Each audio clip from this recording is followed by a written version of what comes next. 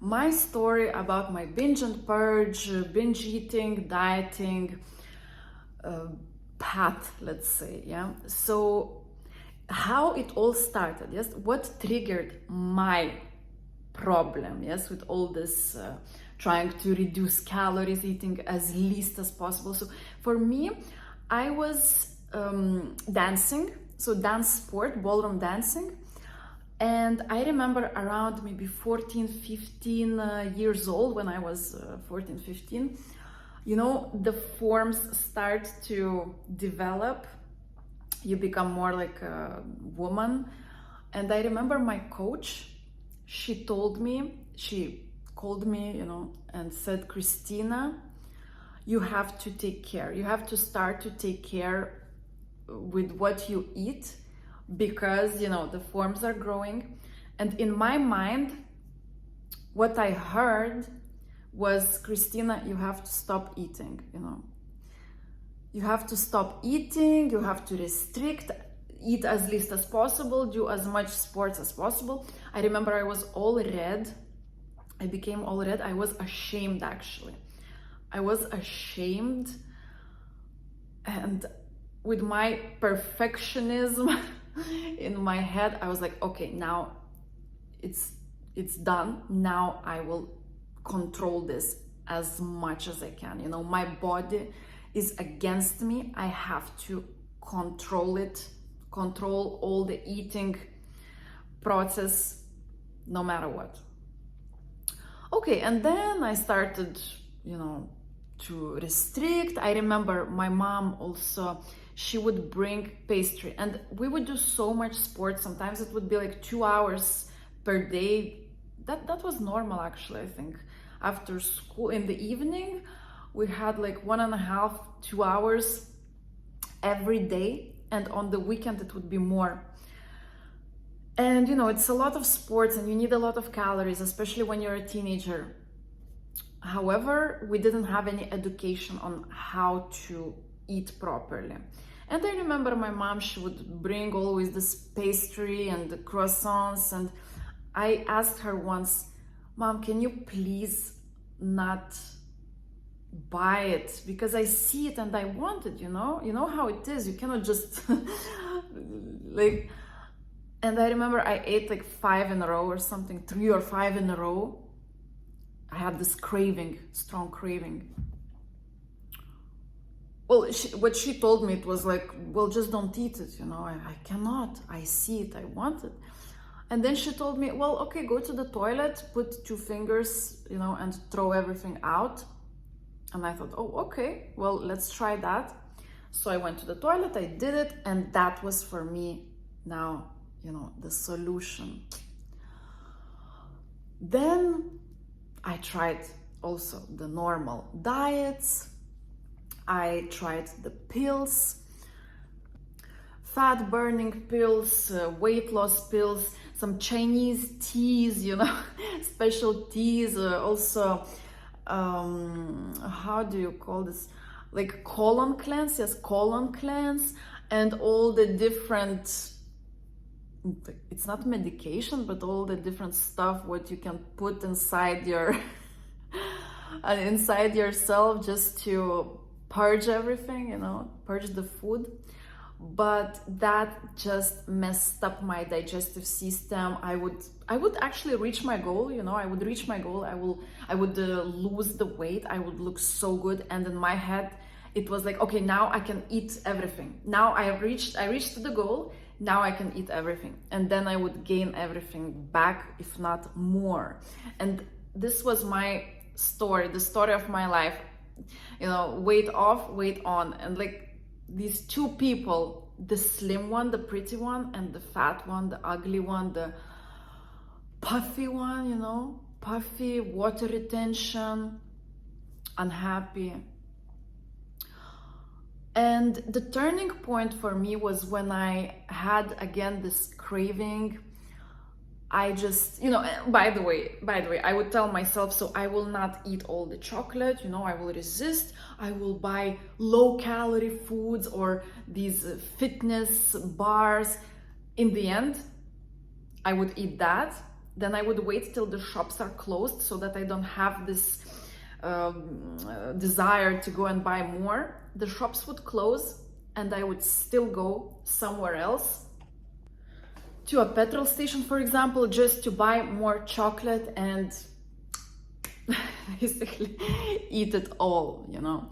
And the turning point for me was when I had a craving. I cooked myself a pan, like a huge pan of just simple plain porridge, and I cooked another one. While I was eating the first one, I put to cook the second one.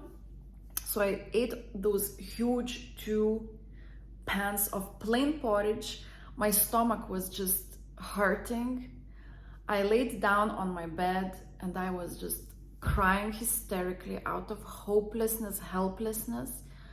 And I said to myself, it cannot continue like that. I mean, that there has to be a way, right? There has to be a different way. Like, is it like all the people live? Are there slim people who live differently, you know, who have a different method? And then I started to study everything, like to study the brain, to study the nutrition, you know. And I can tell you that it's not enough just to have nutrition and exercise knowledge, you know, which exercises to do to lose weight, which salads to eat, you know. Just eat salad, right? Just eat salads and do more sports and you will lose weight. Yes, but that doesn't work on everyone, unfortunately. That's why we don't have a single diet where all the people would lose weight, you know. So it's deeper than that. It's also your psychology, it's your lifestyle. Very, very important. And voila, that's how it took me almost, I would say, good 15 years to reach the point where I'm now, you know, having the body I like, and without much effort. I mean, doing consistently little things here and there, but consistently. And I just see progress. And it's not that I don't have cravings. I still might have them, but I know exactly why. I know exactly why I have it. I am not worried about it because I know what I have to maybe change, or I just have to wait till it goes away. I mean, till this period, for example, goes away. Maybe I had a little bit more stress, you know. And before, it was just, I couldn't control it. I didn't know, why do I have this craving? I couldn't stop it. And now it doesn't matter anymore, you know. It doesn't matter. If there is this one craving, it doesn't change anything. Yeah, and it took me like good 15 years to finally reach the point where I'm now, and I'm so happy, and it's so liberating. It's really like freedom. You can actually eat what you want, you know. Sometimes slim people, they say, oh, I eat what I want, you know, and you're like, yeah, right, what the hell, you know, like what? But they actually do eat what they want. The secret is the secret is that they actually don't want to eat junk food so much.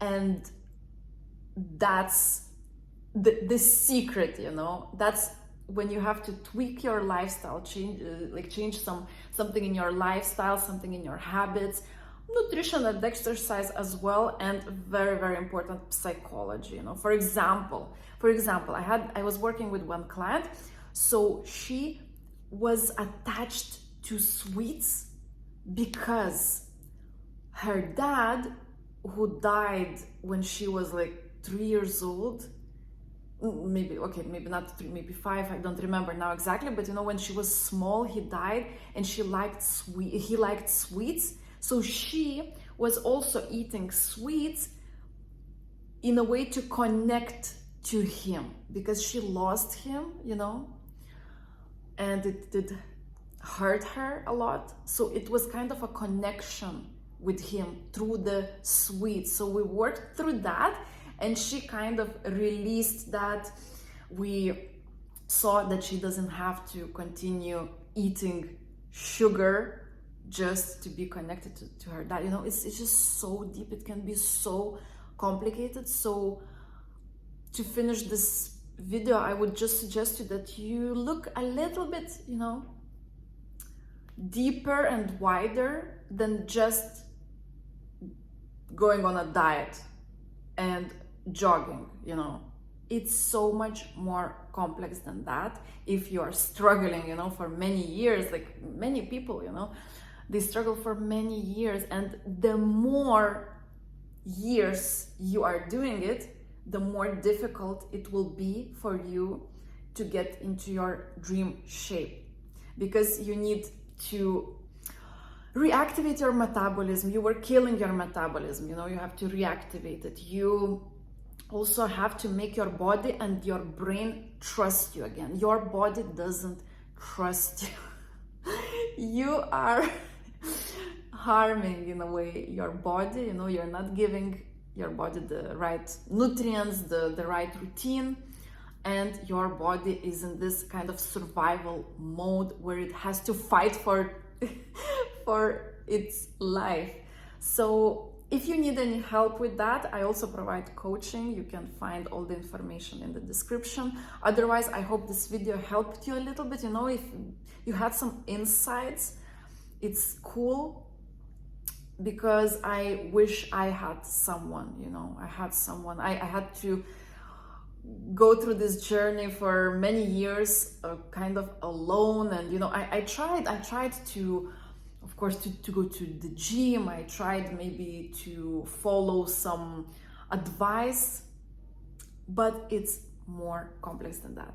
Okay, so hope this video helped you a little bit, and see you in the next one. Bye bye.